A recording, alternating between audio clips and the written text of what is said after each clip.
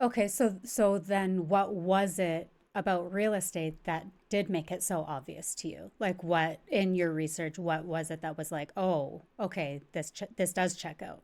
It was the math of it. It was, once you, because you compare it to other things. You brought up leverage. Yeah, You brought up leverage, which was my one of the favorite. biggest things. Like, wow, holy shit! Like I'm comparing everything, and this is, I did a very quote unquote controversial video. I was from a pulled. It was a pulled quote from a recent podcast episode we did, where I was mocking people that said, the stocks are better than real estate investing. They Right. get better returns, and I said, yeah, absolutely, they can get better returns. And it's like, it's such a broad statement. Like, yeah, well, what do you mean stocks? Which one?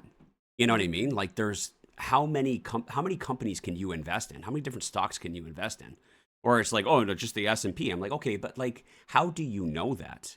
Based on the things that we teach you guys every day, this is what I learned early on, is that like there is an almost guaranteed amount of return that you can get as long as you build out the right systems. So I learned all the different systems and the different ways to be able to build out procedures and systems for things to basically just like almost set gates to make sure that our returns are relatively not guaranteed but expected.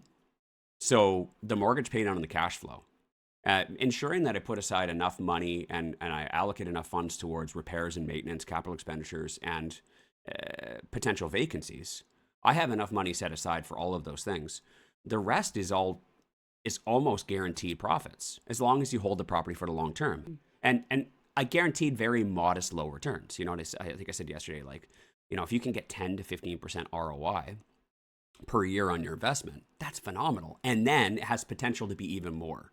So I think that like my bottom end, my baseline is like 15% for my business, at least 15% yearly, right?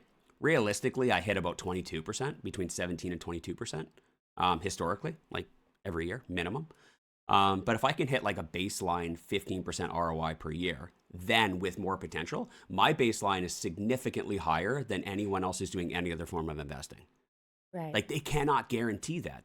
So it's such a reactive, everything else is so reactive. Like, oh my God, I need to sell quick. Oh no, did you hear about this? Oh my God, I need to do this. No, I need to sell quickly. Otherwise I'm gonna lose all my gains. I need to Hmm. sell quickly, otherwise I'm gonna lose more. Everything is so reactive.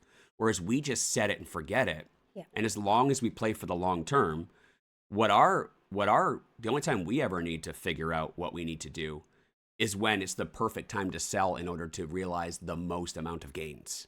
Right. I know I'm making money regardless. The only time I ever have to think about it, and the thing that I have to be proactive about, is like, when is the perfect moment for me to sell or refinance in order to realize the gains that I've created? Because it's all built into equity. With the exception of cash flow, which comes out every month, which we use to operate our business, the mortgage paid on and the appreciation are all in equity. And I realize that equity profit when I sell or when I refinance. So the only thing I have to do is just watch the market closely to see when is my property appraised at the best possible value, in my opinion, and then sell in order to realize those profits. That's it. But you comparing it to other forms of investment, everything else is just like, oh, I need to sell. Hold, diamond hands, please, for the love of God. I hope it goes up. It's so fucking pathetic when you compare both, right? So again, if you knew what I knew, you knew what I know. It's really easy, and it's an absolute no-brainer. So when someone says, "How come you're not investing in this?" I'm just like, if you knew what I know, you would think it's ridiculous. But Yeah. but most people don't know what we know, and they're not willing to invest in education. They're not willing to invest in the proper guidance and coaching. So my opinion is just my opinion, and your opinion is your opinion. It's hard to debate someone if they don't understand what I understand and what I know. So I just Yeah. shut up and I don't pick fights with people Yeah. because it's not a fair debate. Yeah. It's not fair because I know more than you do. Yeah. And you know what? I bet you somebody knows more about, different forms of investing in stocks than I do as well. But I know Yeah. that the the fundamental understanding that theirs is very reactive and they are hoping and praying for something to happen, whereas mine is just based off a long game.